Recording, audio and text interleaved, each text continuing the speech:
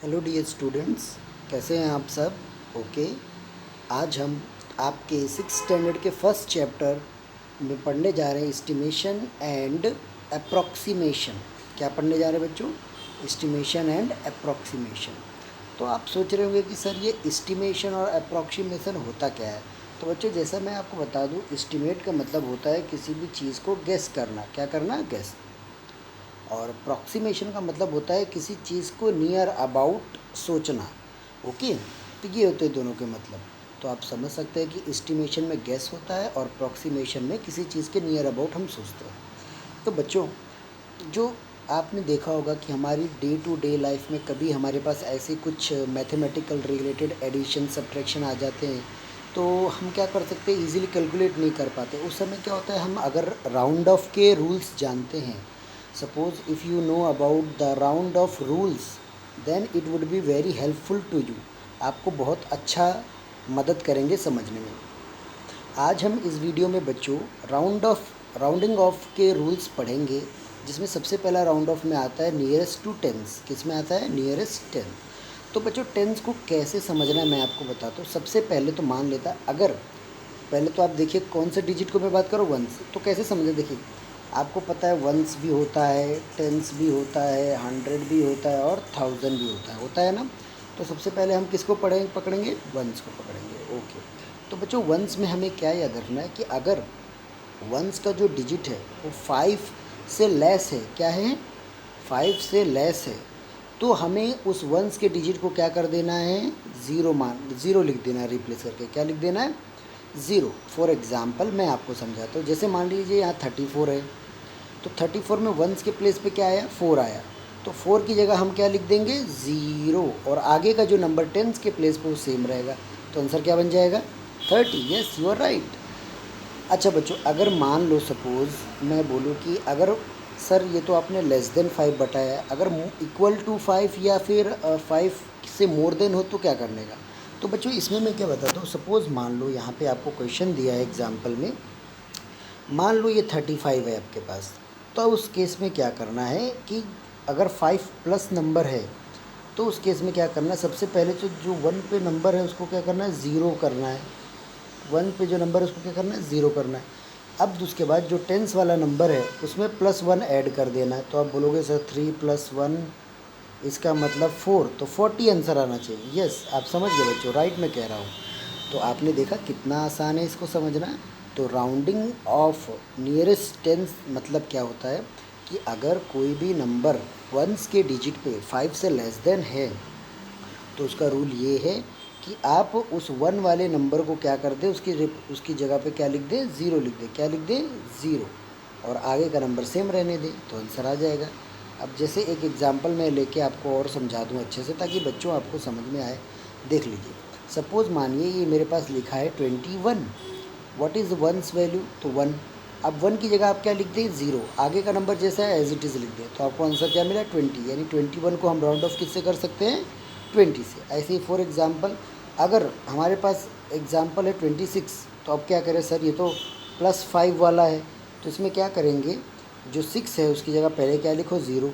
और 2 में क्या ऐड कर दो? 1। What is the answer? 30। ऐसे समझ में आया बच्चों? अच्छा, अब हम आगे बढ़ते हैं बच्चों। तो कितना आसान है। ऐसे ही आप नंबर लाइन पे भी देख सकते हैं कि 34 जो है, 34 को किस तरह राउंड ऑफ किया? 30 से। और 35 या प्लस आता है तो उसको किस तरह राउंड ऑफ करते हैं? 40 से।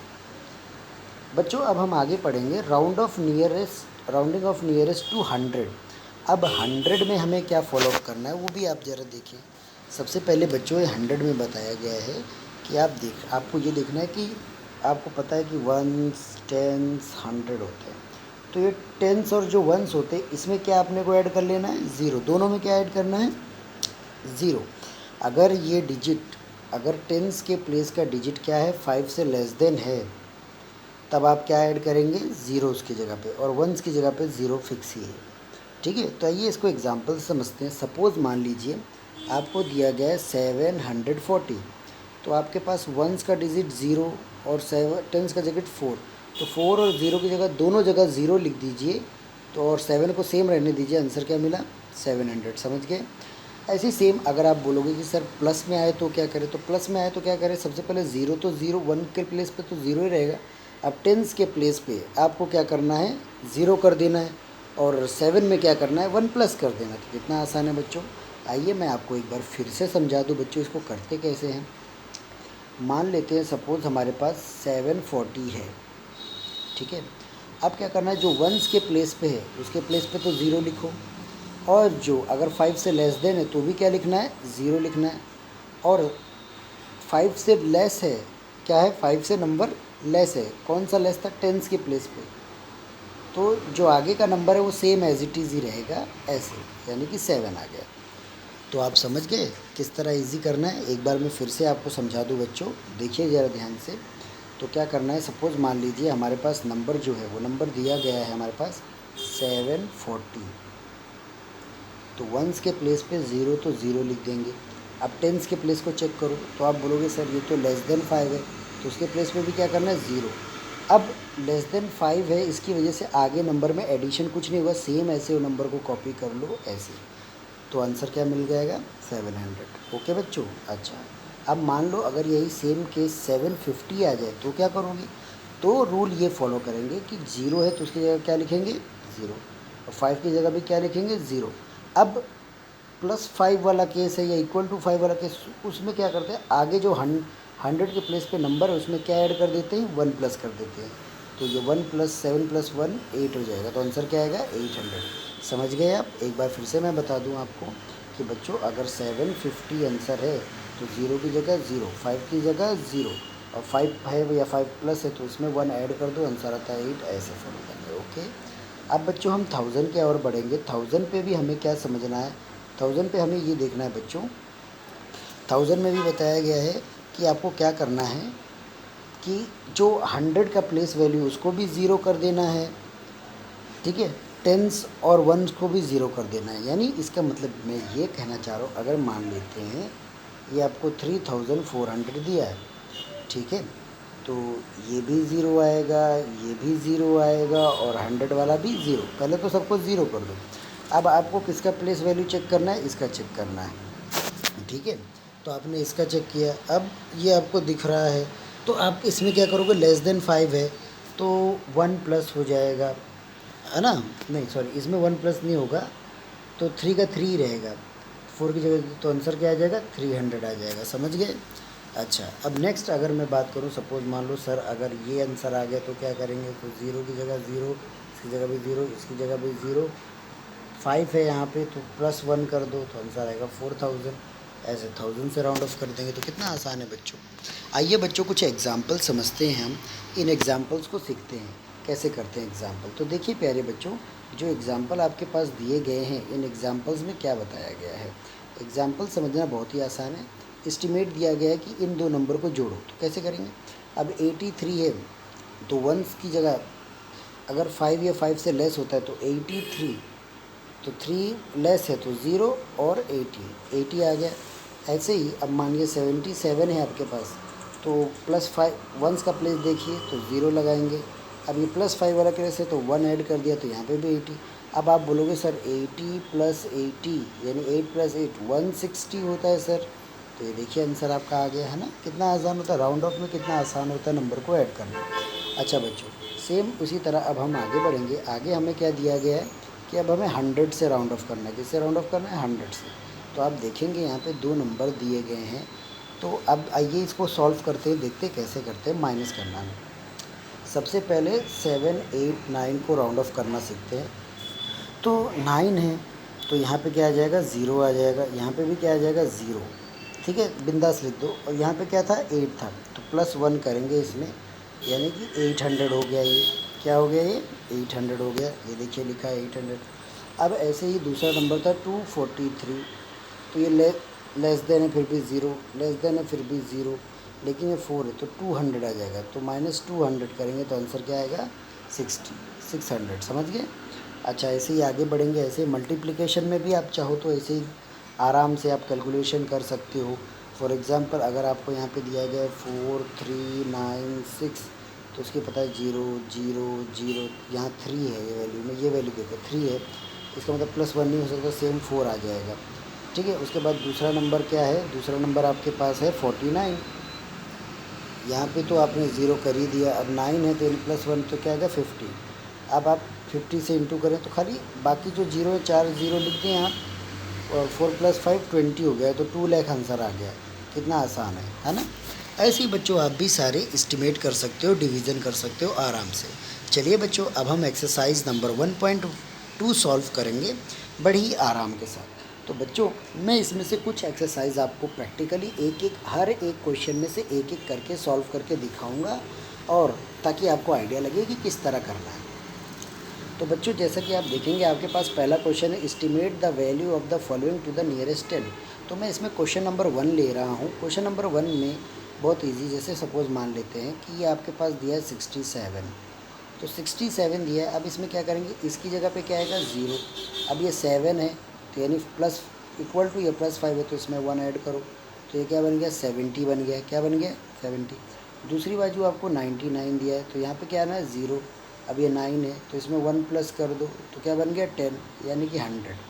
अब आप देखेंगे कि अगर आप 70 को 100 में जोड़ेंगे तो आपको आंसर कितना मिलेगा 170। क्या आंसर होगा 170। ईजी ना बच्चों, ऐसे माइनस प्लस एडिशन डिवाइड आप कर सकते हैं। अब हम आगे बढ़ेंगे हमारे नेक्स्ट क्वेश्चन की ओर बच्चों, जो कि है नियरेस्ट टू द 100। तो 100 में कैसे काम करना है, इसमें भी मैं पहला क्वेश्चन उठा रहा हूँ आपको सॉल्व करके दिखाने के लिए। मान लेते हैं हमें क्वेश्चन में दिया गया है सर 3580। तो 0 की जगह 0, 8 की जगह 0, 5 की जगह 0। अब ये 5 है तो 3 में +1 कर दो तो 4000 हो गया। फिर उसके बाद प्लस प्लस, अब आगे है 4295, तो यहाँ पे भी 0 0 0 और 2 है तो वही सेम रहेगा ऐसे। 4000 आंसर इज़ 8000। तो आपका आंसर क्या आया 8000। आप एक बार रिवाइंड करके भी बच्चों देख सकते हैं। ओके ओके, चलिए अब हम आगे बढ़ते हैं। आगे है हमारा estimate the value to the nearest 1000। तो 1000 से कैसे करना है उसकी क्वेश्चन मैं आपको बता दूं। पहला एग्जांपल मैं इसमें से उठा रहा हूँ, जिसमें दिया गया है 25873 माइनस 20677। कैसे करते हैं, तो 3 की जगह 0, 7 की जगह 0, 8 की जगह 0, 5 की जगह 0। अब 2, अब 2 में अपने को क्या कर लेना 1 प्लस हो जाएगा, क्योंकि यहाँ पे 5 है तो ये आंसर हो गया 3,30,000 हो गया। अब इसमें माइनस करो। अब यहाँ पे भी 7 की जगह 0, 7 की जगह 0, बिंदास 0 डालते चले जाओ, यहाँ 0 कुछ है ही नहीं, तो 0 और 2 का 2 आ जाएगा।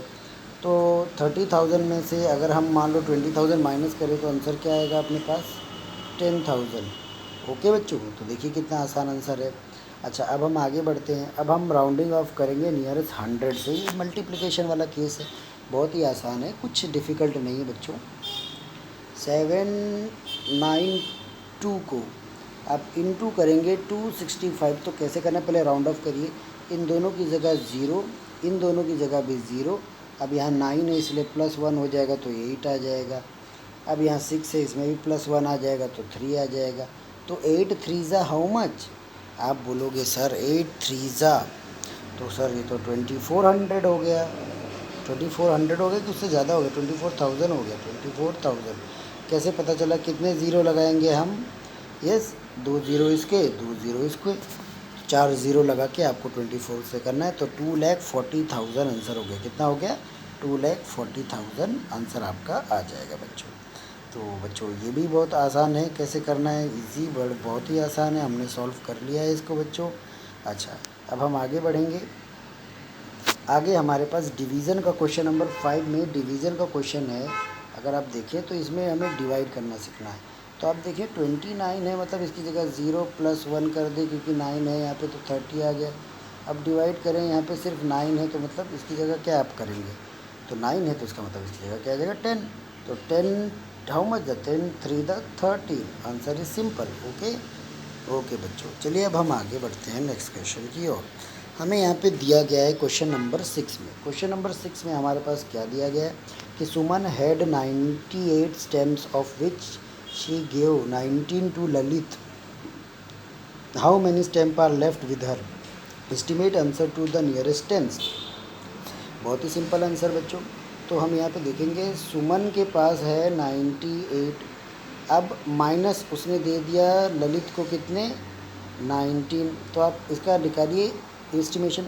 8 की जगह 0 आएगा, देन 9 की जगह 10 हो जाएगा 100, देन यहाँ पे 19 है तो 9 की जगह 0, उसमें 1 प्लस हो जाएगा टू 20, माइनस 20 इक्वल टू 80, यानी कि उसके पास कितने स्टेम बचे 80।